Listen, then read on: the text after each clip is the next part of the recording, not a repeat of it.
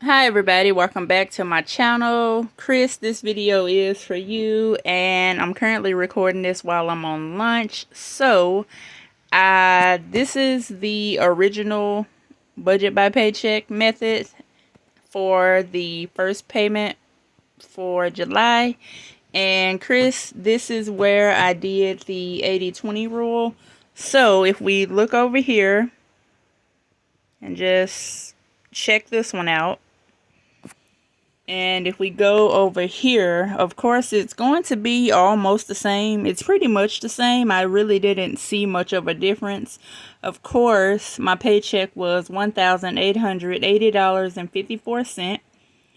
Before doing anything, paying any bill, I have to take this amount out. So I've already did that, which leaves me with $1,327.20.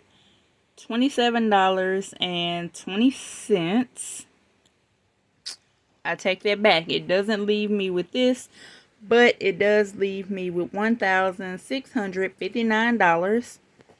And 80% of this, we're going to pay the bills, which is $1,327.20. So here are all my bills, $934 with $393.20 left. And then of course we'll go ahead and take care of our food and gas and all of that stuff.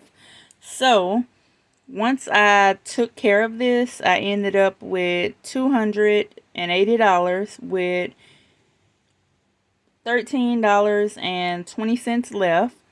So since I don't really know where to put it, I decided to put the $13.20 into miscellaneous. And when it comes to the 20%, we have $331.80. Of course, when it comes to savings and future things, I read that this money would go towards savings, debt payment, etc. So I went ahead and decided to send $25 to the car, which left me with $306.80. If this was my true budget, I would hold on to the $306.08. Now, I did notice if I totaled up this amount, the 306.80, if I totaled up this amount with the $13.20, that equals up to $320, which is the same amount that I would have had with the budget by paycheck method. So, Chris, to answer your question, I definitely think this could work for me. I don't really see a big difference in the two for the budget by paycheck method and the 80-20 rule. So, yeah, that's it. That's the conclusion I came up with. And hopefully I did this right, because I did watch a video before making this, and supposedly I did do it right.